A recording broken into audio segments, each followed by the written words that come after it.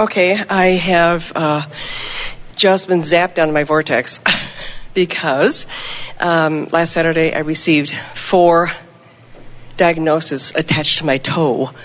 And I don't know how I got out of the vortex to allow this.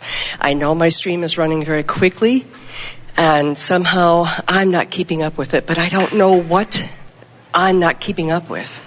Well, it's not as traumatic as it sometimes seems. First of all, while we introduce to you our desire for you to be in the vortex, do you feel us wanting to soothe the idea that you might sometimes not be in it? And amplify the idea that it's easy to get in, sure it spits you out. It's right. Easy to get in, sure it spits you out.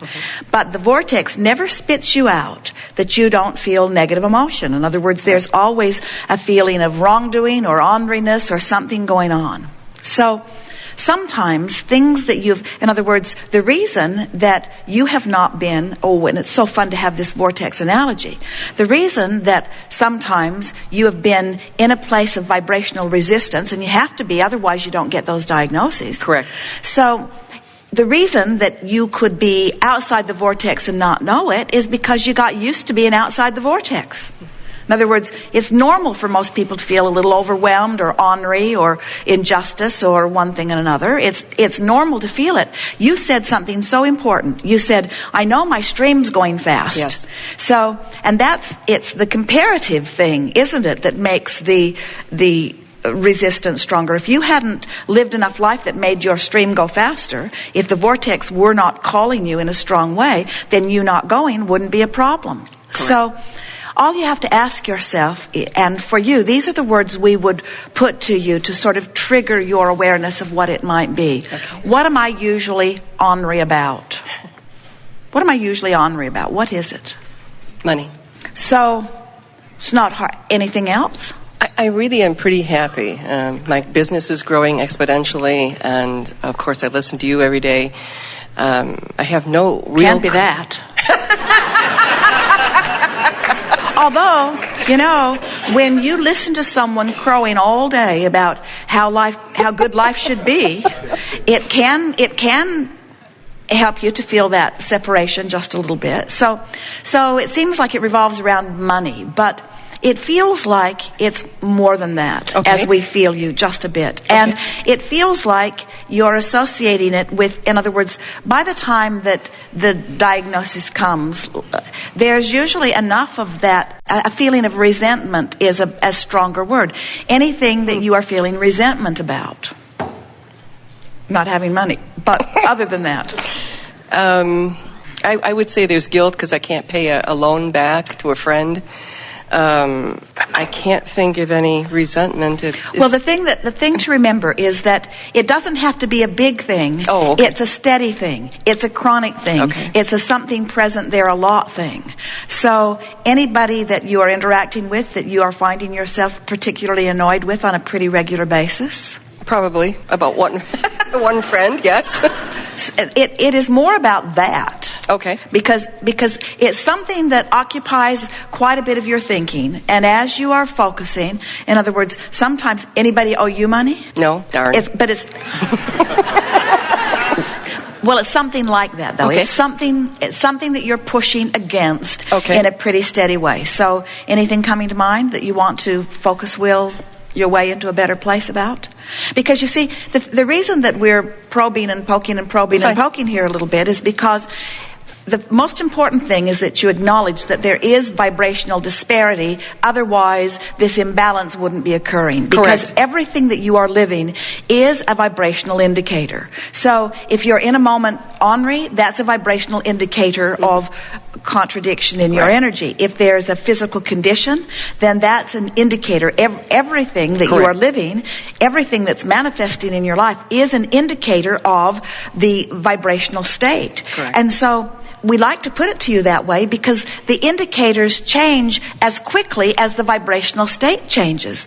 When doctors and scientists are not so determined to find cures, and instead they will look for vibrational causes, right, then they will really be onto something. Absolutely. Because as soon as you figure that out and are able to focus wheel yourself into alignment about it, now your vibrational stance will change, and when your vibrational stance changes, the indicators have to change too. It's a great, big, consistent, ever-present, always law. Yes.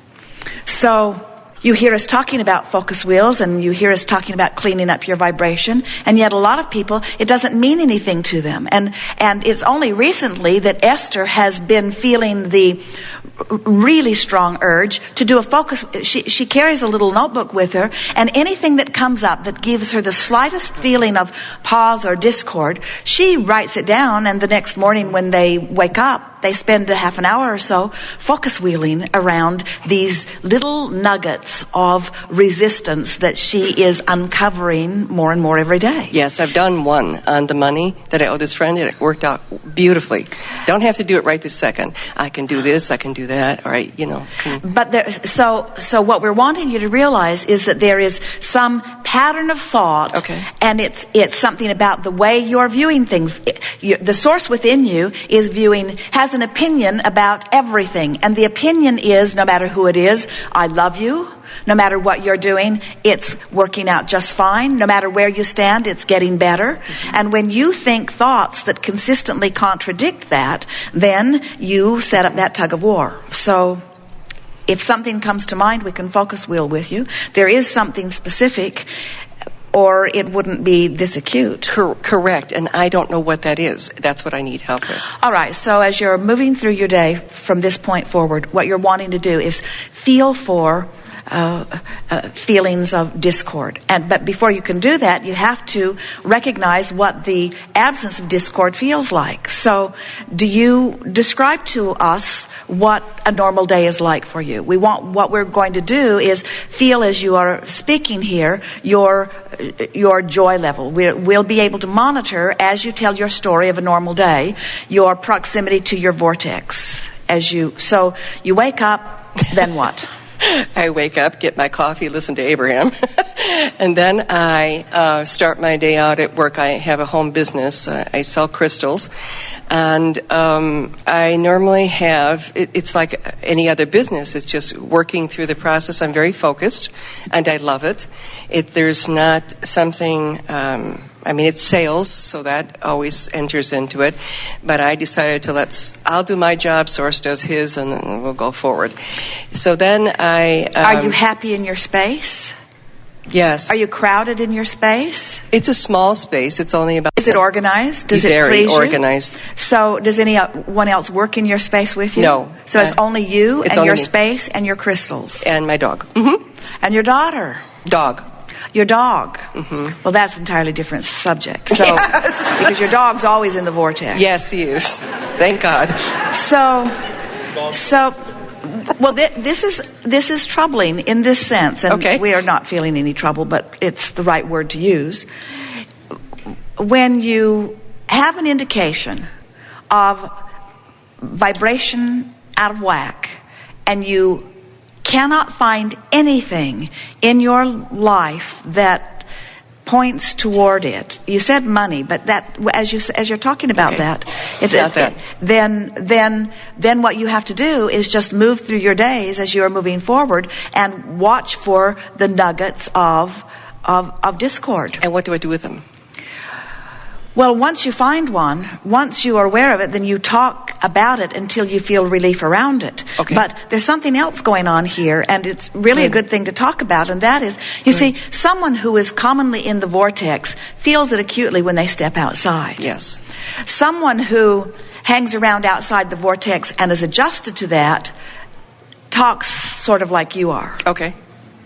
In other words, if you are not aware of highs and lows, of happies and sads, of clarity and confusion, if you're not aware of the shifting in your emotion, then you have acclimated to something that's outside the vortex. Now, you could acclimate to something inside the vortex, but you wouldn't be getting these indications about your physical body under those conditions. Okay. So I'm not in the vortex. Well, no. and it's all right because a lot of people aren't, and it's all right because step one is part of the process, and it's all right because sometimes you go in other words, you do have what are the things that thrill you the most in your life experience? What makes you want to call someone and tell them about it?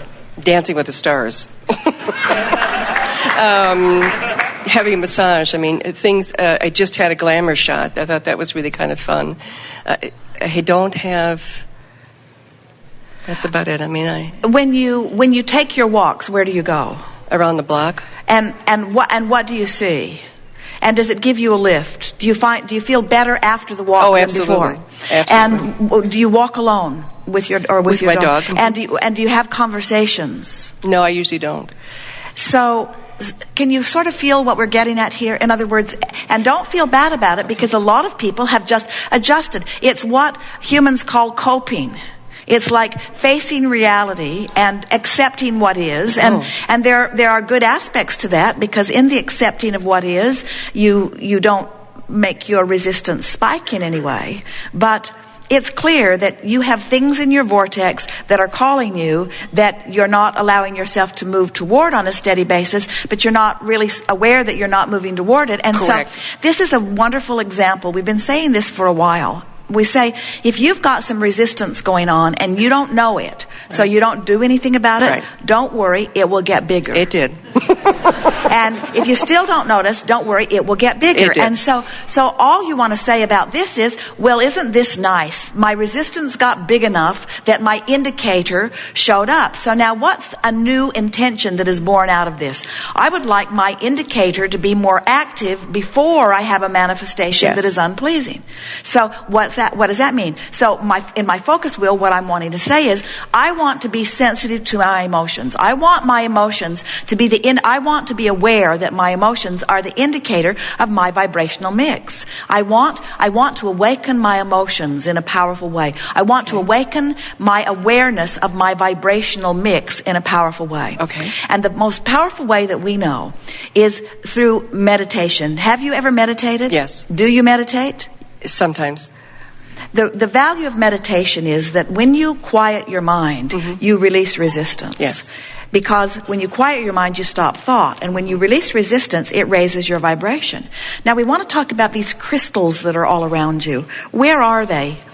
All around your space? Well, yes, they're all very close to me, all over the space. I probably have in my home, and in the garage is another 1,000.